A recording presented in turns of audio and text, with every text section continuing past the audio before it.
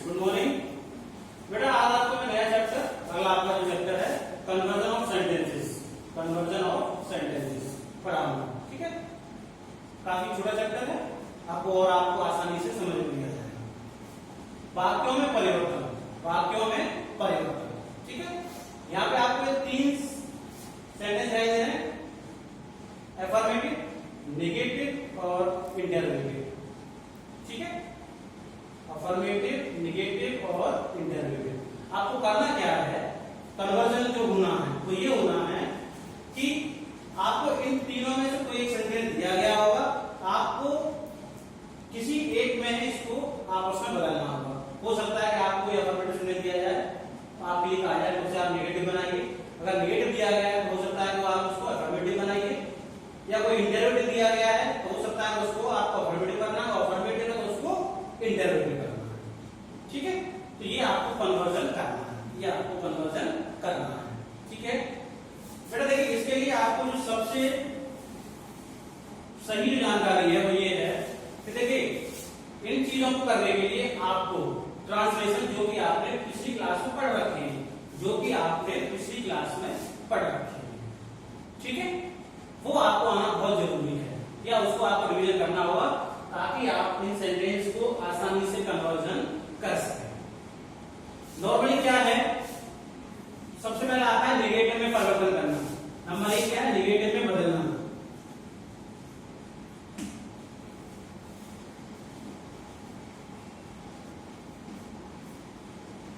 Negative में बदलना, सामान्य तौर पर हम नेगेटिव में नॉट का प्रयोग करते हैं और कहीं कहीं नो का प्रयोग भी करते हैं। नॉट ऑब्लिक नो का प्रयोग, नॉट ऑब्लिक नो का प्रयोग।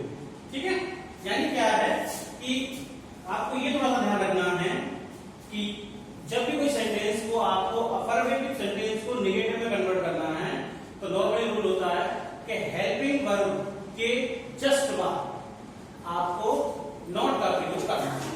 हेल्पिंग वर्ब के जस्ट बाद क्या करना है, आपको नॉट का प्रयोग करना है। ठीक है, जैसे एक एग्जांपल दे रखा है, he is a doctor, he is a doctor।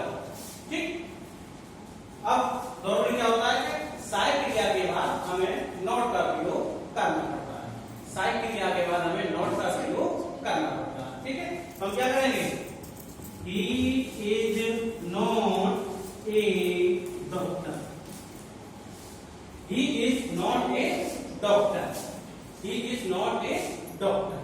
ठीक है, तो ये कैसा सेंटेंस हो गया, नेगेटिव हो गया। ये एक सारा वाक्य है, ये कैसा वाक्य है, सारा, ये ग्लिटिंग वर्ब वाला वाक्य है जहां पे ये हमारा वॉज वर्ब मेन वर्ब के रूप में है। ठीक है, अब हम और भी एग्जांपल देख लेते हैं कि कितने तरीके से हम नेगेटिव सेंटेंस बना सकते हैं। ठीक है,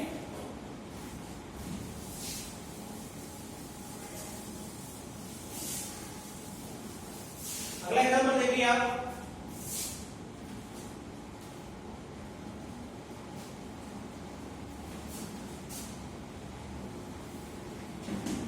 ये रहता है he goes to market, he goes to market। ठीक है, अब क्या देखिए इसमें यहां मैंने आपसे स्टार्ट में बोल दिया था कि अगर आप ट्रांसलेशन को सही पहचान कर पाए तो आप इसको नेगेटिव में तब्दील कर सकते हैं। जैसा कि आप जानते हैं कि अगर प्रेजेंट इंडेफिनिट में जो नेगेटिव सेंटेंस होते हैं, प्रेजेंट इंडेफिनिट में जो नेगेटिव सेंटेंस बनता है वो डू ऑब्लिक डज के साथ नॉट का प्रयोग करते हैं, डू ऑब्लिक डज के साथ नॉट का प्रयोग करते हैं। डू ऑब्लिक डज के साथ क्या करते हैं, नॉट का प्रयोग। क्या करते हैं, डू ऑब्लिक डज, और डज क्या कर देते हैं, नॉट का प्रयोग कर देते हैं। और वर्ब की फर्स्ट फॉर्म, और वर्ब की क्या, फर्स्ट फॉर्म, वर्ब की क्या करते हैं, फर्स्ट फॉर्म। ठीक है, अब आप एग्जांपल से तो सॉल्व कर लीजिए। सिंगुलर है, ऐसे ही ऐसा था जैसा आपने पढ़ रखा है, तो जब हम इसको सॉल्व करेंगे नेगेटिव में तो ही डज नॉट। वर्ब की फर्स्ट फॉर्म बोल में से ये चाहिए, to market, to market, to market. ठीक है, एक और देख लीजिए एग्जांपल आप, कभी कभी पास्ट इंडेफिनिट, ठीक है। उसमें क्या होता है, पास्ट इंडेफिनिट में वर्ब की सेकंड फॉर्म आती है। क्या आती है? वर्ब की सेकंड फॉर्म। जैसे ये है, ही वर्क हार्ड, ही वर्क हार्ड। पहले तो आपको पहचानना पड़ेगा कि ये सेंटेंस कौन सा है, क्योंकि हमें वर्ब से पहचानेंगे, वर्ब से या हेल्पिंग वर्ब से कि किस टेंस की हेल्पिंग वर्ब। अब क्योंकि सेकंड फॉर्म इसमें आती है पास्ट इंडेफिनिट में, और पास्ट इंडेफिनिट का जो नेगेटिव बनता है वो बनता है did plus not plus verb की फर्स्ट फॉर्म। सब्जेक्ट चाहे कैसा भी हो, सिंगुलर हो, प्लूरल हो, first person, second person, third person, कोई भी नाउन एनी, हर एक के साथ डिड नॉट और वर्ब की क्या है, फर्स्ट फॉर्म। ये पास्ट इंडेफिनिट में। तो आप क्या करेंगे, आप he did not work hard, he did not work hard,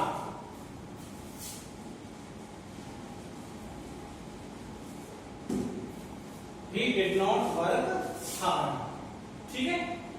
अच्छा, एक पॉइंट आपको बहुत ध्यान से रखना है कि अगर आपने बेटा दो ट्रांसलेशन पास्ट इंडेफिनिट और प्रेजेंट इंडेफिनिट सही तरीके से करना सीख गए, चाहे अफर्मेटिव से नेगेटिव बनाना या अफर्मेटिव से इंटरवेटिव बनाना, तो आपको इन दो के अलावा जो भी अन्य ट्रांसलेशन आपके सेंटेंस आपके चेंज के लिए दिए जाएंगे, उसमें केवल इन दोनों को छोड़कर उसमें केवल आपको दी गई हेल्पिंग वर्ब के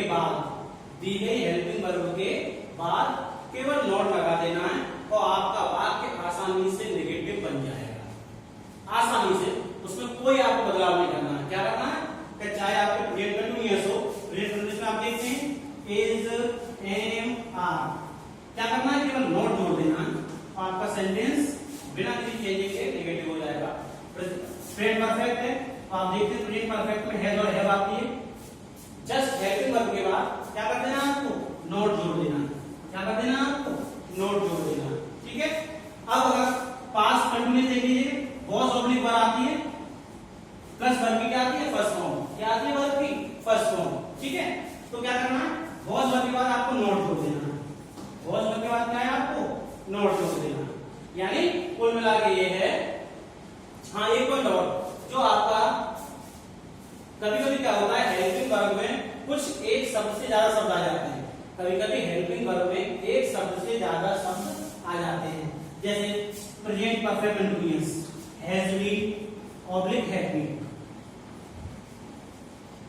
यहां ये ध्यान रखना है कि जो हमारी मुख्य सहायक क्रिया है हैज या है, हमें उसके जस्ट बाद नॉट लगाना है। हमें क्या करना है, उसके जस्ट बाद नॉट लगाना है। यहाँ आपका हैड बीन हो सकता है प्रेजेंट पास्ट परफेक्ट कंटीन्यूअस में, और तीसरा आपका हो सकता है फ्यूचर में। फ्यूचर में आपका हो सकता है, आप देखेंगे will have been, shall have been. Past perfect में क्या होता है, सॉरी फ्यूचर परफेक्ट में क्या होता है, विल हैव और शैल हैव।